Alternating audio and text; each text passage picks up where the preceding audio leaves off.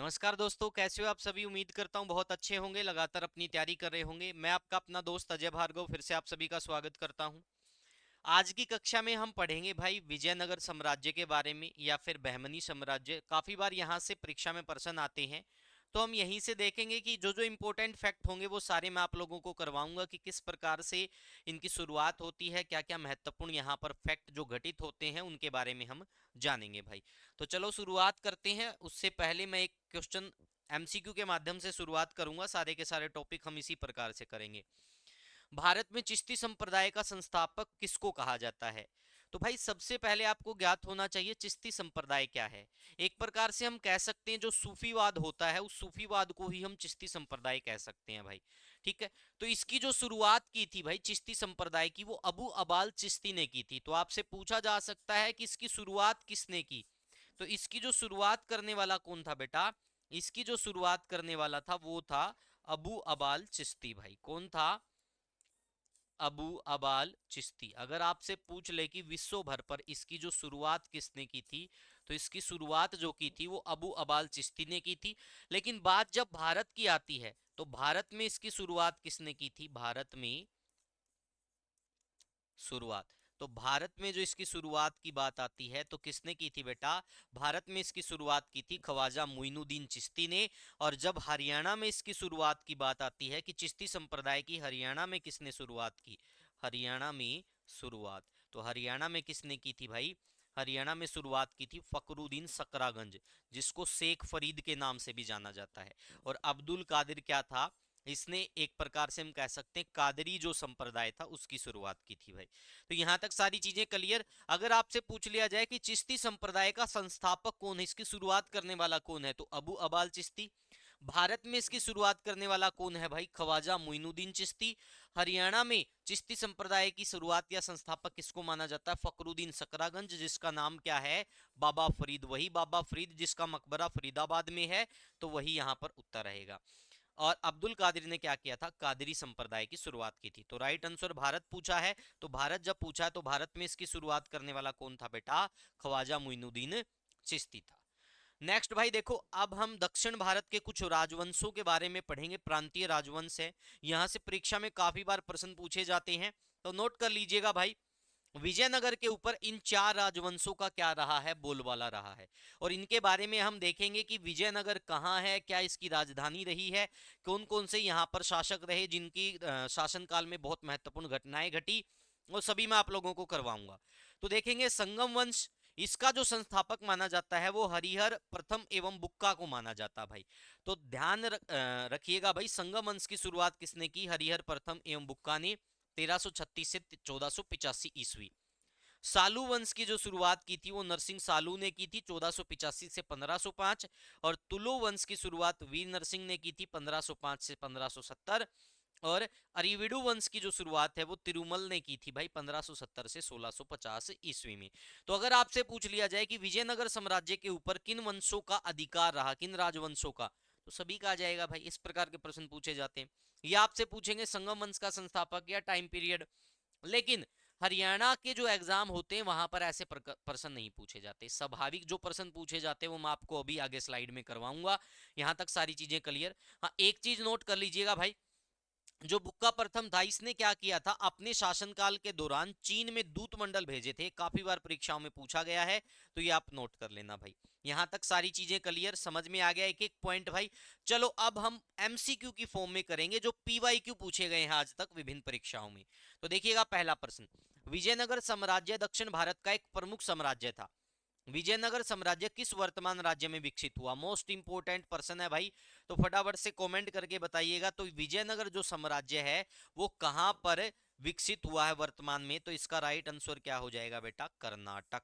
ठीक है भाई। अगर आपसे पूछ ले कि विजयनगर की स्थापना किसने की, स्थापना तो किसने की थी बेटा? विजयनगर साम्राज्य की स्थापना 1336 में हरिहर एवं बुक्का ने। किसने की भाई?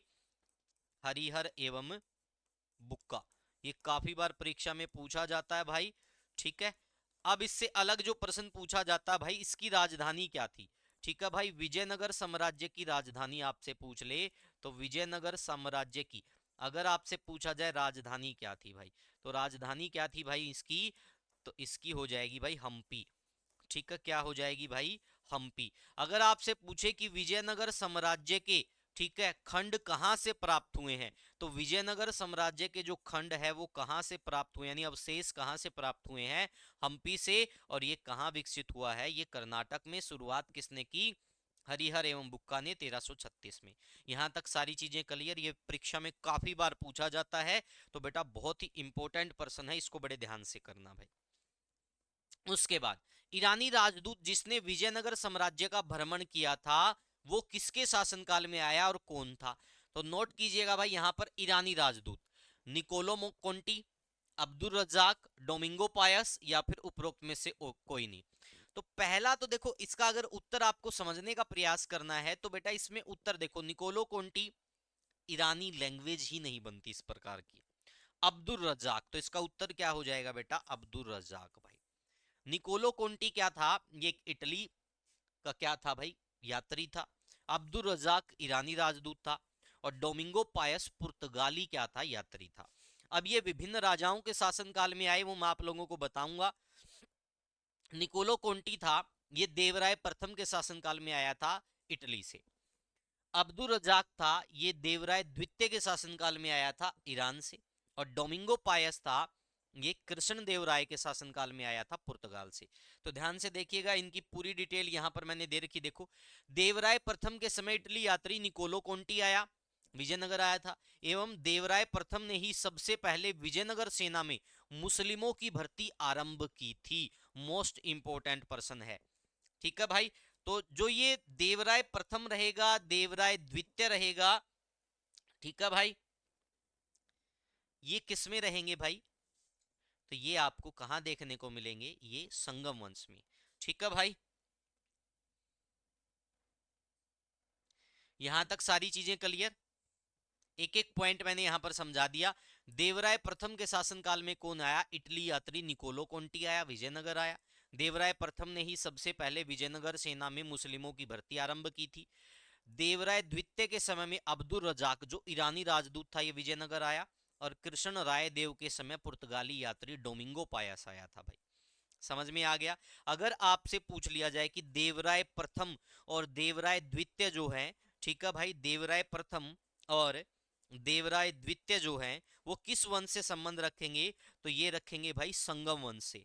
और अगर आपसे पूछ लिया जाए कृष्ण राय देव किससे संबंध रखेगा, तो ये तुलु वंश से संबंध रखेगा। ठीक है, लेकिन ऐसा पूछा नहीं जाता भाई, पूछा सिंपल इसी प्रकार से जाता है। ठीक है, आगे देखिएगा। कृष्ण राय देव ने तेलुगु और संस्कृत भाषा में क्रमशः रचना की थी भाई। यानी कि इसने तेलुगु में भी लिखा है और संस्कृत में भी क्रमशः, यानी कि पहला जो पॉइंट है वो तेलुगु का फिर संस्कृत का। तो इसने भाई अमुक्ता मलद्य भी लिखा, जाबवंती कल्याणम भी लिखा, उषा परिणय भी। तो राइट आंसर क्या हो जाएगा भाई, उपरोक्त सभी। यानी हम कह सकते हैं जो अमुक्त मालद्य है, अमुक्त मालद्य ये तेलुगु में लिखा है इसने, ठीक है, और बाकी के जो दोनों है ये संस्कृत में लिखे हैं।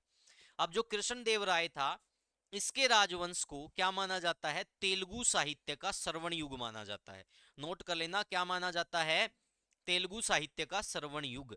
ठीक है, ये आगे प्रश्न भी आपको देखने को मिलेगा। तो इसने क्या किया भाई, इसने तेलुगु में लिखा अमुक्त मालद्य, और संस्कृत भाषा में किसकी रचना की, जाबवंती कल्याणम और उषा परिणय की रचना की थी कृष्ण देव राय ने। समझ में आ गया भाई यहां तक। चलो नेक्स्ट बिंदु, किसके राज्य में कल्याण मंडप की रचना मंदिर निर्माण का एक विशिष्ट अभिलक्षण था, तो ये बेटा विजयनगर साम्राज्य में आपको ऐसा देखने को मिलेगा। कहां देखने को मिलेगा बेटा, विजयनगर साम्राज्य में आपको ऐसा देखने को मिलेगा। कृष्ण राय के दरबार में अष्ट दिग्गज कौन थे, तो कृष्ण राय के दरबार में जो अष्ट दिग्गज थे वो 8 तेलुगु कवि थे। कौन थे भाई, 8 तेलुगु कवि थे, ये क्या थे, अष्ट दिग्गज कहलाते थे भाई। देखो कृष्ण देव राय ने क्या किया, नागलपुर नगर बसाया था। आपको बता देता हूं, पहले जो ये नगर था हरिगंधपुरम के नाम से जाना जाता था।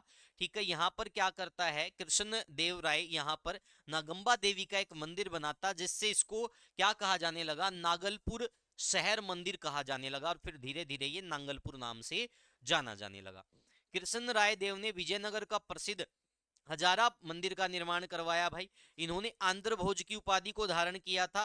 इनके शासनकाल को तमिल साहित्य का श्रवण युग कहा जाता है। इन्हीं के शासनकाल में डोमिंगो पायस नामक यात्री, जो पुर्तगाली यात्री था, आया था। तो ये बातें मैंने आपको बता दी थी पहले ही भाई, तो ये आप नोट कर लेना, सारे के सारे समझ में आ गया यहां तक। उसके बाद देखेंगे विजयनगर साम्राज्य के तमिल क्षेत्र में सबसे बड़ी प्रशासनिक इकाई कौन सी थी। तो जो कोट्टम थी वो क्या थी भाई, सबसे बड़ी प्रशासनिक इकाई मानी जाती है विजयनगर साम्राज्य के तमिल क्षेत्र में। ठीक है भाई। नेक्स्ट प्रश्न, तालीकोटा का युद्ध किस किस के बीच हुआ था। तो बेटा तालीकोटा का जो युद्ध हुआ था वो 1565 में हुआ था, नोट कर लेना भाई, कब हुआ था, 1565 ईस्वी में तालीकोटा का युद्ध हुआ था। ठीक है भाई। अकबर और मालवा के सुल्तान के बीच नहीं हुआ था। विजयनगर और बहमनी राज्य के बीच, यहां भी नहीं कह सकते। विजयनगर, बीजापुर, अहमदनगर और गोलकुंडा की संयुक्त सेनाओं के बीच हुआ था।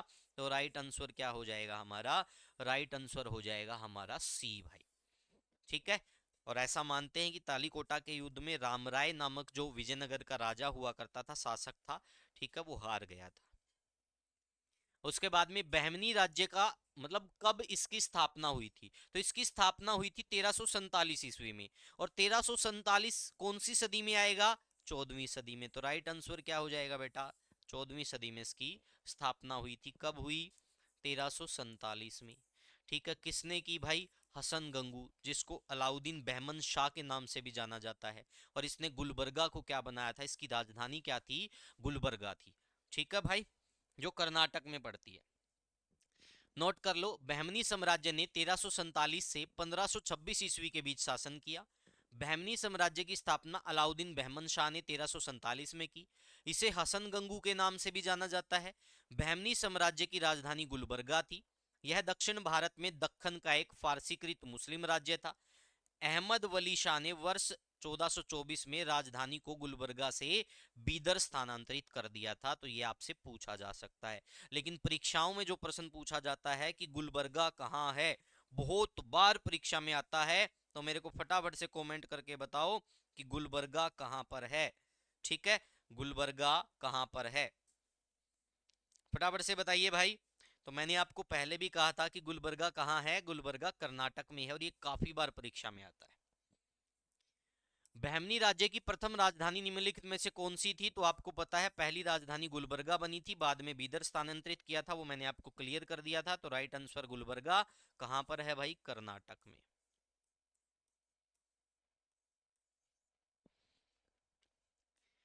किस बहमनी शासक ने महमूद गवा को व्यापारियों के प्रमुख या मलिकुत तुजुर की उपाधि दी थी। तो किसने दी थी भाई, वो ऐसा कौन सा बहमनी शासक था, वो था हुमायूं शाह। हुमायूं शाह को दक्कन का नीरो भी कहा जाता है। इसको क्या कहा जाता है बेटा, इसको कहा जाता है दक्कन का नीरो। ठीक है भाई, इसको क्या कहा जाता है, दक्कन का नीरो। और इसने क्या किया, इसने भाई महमूद गवा को व्यापारियों के प्रमुख या मलिकुत तुजूर की उपाधि प्रदान की थी। और महमूद गवा क्या रहा था, काफी लंबे समय तक इसके शासनकाल में मंत्री रहा था भाई। ठीक है। बहमनी साम्राज्य के बाद में क्या होते हैं, इसका विखंडन हो जाता है। और यहां से मानते हैं कि 5 यहाँ पर अलग अलग चीजें निकलती हैं। अहमदनगर, इस राजवंश में देखेंगे निजाम शाही संस्थापक ये है, बीजापुर में फिर ये बनते हैं। तो ये इस प्रकार से चीजें चलती हैं भाई। तो आप इसको नोट कर लेना। ये परीक्षा की दृष्टि से हरियाणा के हिसाब से इंपॉर्टेंट नहीं है, लेकिन इन फ्यूचर आपसे पूछे जा सकते हैं, तो इनके लिए आप तैयार रहें भाई। मुगल काल में निम्नलिखित में से कौन सा, मतलब प्राक मुगल काल में भारत का सिराज समझा जाता था। तो भारत का सिराज किसको कहा जाता है बेटा, जौनपुर को कहा जाता है भाई। किसको कहा जाता है, जौनपुर को। नोट कर लेना, भारत का सिराज। ये फिरोज शाह तुगलक के द्वारा बसाया गया था। किसने बसाया, फिरोज शाह तुगलक ने। फिरोज शाह,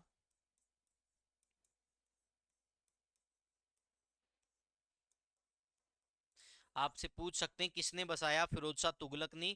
और ये किसके नाम पर है जौनपुर, जोना खां के नाम से। किसके नाम से है भाई, जोना खां। आपसे पूछा जाता है जोना खां के नाम से।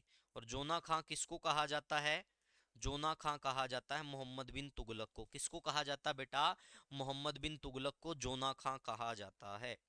यहां तक सारी चीजें क्लियर भाई, किसी को कोई डाउट तो नहीं। ठीक है भाई। जौनपुर कहाँ पड़ता है, तो जौनपुर पड़ता है बेटा उत्तर प्रदेश के अंदर भाई। ठीक है, चीजें क्लियर भाई। जौनपुर कहाँ पड़ता है? जौनपुर पड़ता है उत्तर प्रदेश में। किसने बसाया? फिरोज शाह तुगलक ने बसाया। किसके नाम से है ये? जोना खां के नाम से, जो मोहम्मद बिन तुगलक के नाम से जाना जाता था भाई। ठीक है, उत्तर प्रदेश। अकबर के पूर्ववर्ती किस मध्यकालीन भारतीय शासक का उल्लेख कश्मीर के अकबर के रूप में मिलता? तो जैनुल आबदीन का मिलता भाई, ये तो ज्यादा सोचने की जरूरत ही नहीं है, मैंने आपको ये उपनाम में भी करवा दिया था। तो ये जितने भी फैक्ट थे ये लगभग लगभग प्रश्न निकले हमारे प्रांतीय जो वंश हुए हैं, राजवंश हुए हैं भाई मध्यकालीन भारत में, जो दक्षिण के अंदर, तो वहां से प्रश्न निकले और जितने प्रश्न निकलते थे वो मैंने लगभग करवा दिए भाई। अब आपका हम ये मान के चल सकते हैं मुगल काल तक सब कुछ कंप्लीट हो चुका है। अब मैं आपको मुगल काल के बारे में बताऊंगा, और मुगल काल हमारा कंप्लीट होते ही लगभग हमारा क्या हो जाएगा भाई, ठीक है, उसी में हम थोड़ा थोड़ा पढ़ लेंगे बाकी चीजों के बारे में, हमारा मध्यकालीन भारत कवर, फिर हम आधुनिक भारत को पढ़ेंगे। तो आज के लिए इतना ही, छोटी वीडियो बना रहा हूं, इंपॉर्टेंट फैक्ट सारे करवा दिए हैं। उम्मीद करता हूं प्लेलिस्ट सारी मैंने बना दी है, कंप्लीट हिस्ट्री के नाम से पूरी की पूरी प्लेलिस्ट है इसी यूट्यूब चैनल पर। चाहे आप किसी भी सब्जेक्ट की तैयारी कर रहे हो, हरियाणा जीके हो, रीजनिंग हो, बाकी सब कुछ आप लोगों को प्रोवाइड करवाया जाएगा। लेकिन आप हमारे साथ बने रहिएगा, हमारे यूट्यूब चैनल को सब्सक्राइब कीजिएगा। आज के लिए इतना ही, thank you, take care, bye bye, मिलते हैं अगली कक्षा में। कल आपका मॉक टेस्ट 6 रहेगा। आज मैं नहीं ले रहा मॉक टेस्ट, छठा जो आपका है वो कल होगा, कल शाम 7:30 बजे। लाइव आना मत भूलिएगा। आज के लिए इतना ही, thank you, take care, bye bye.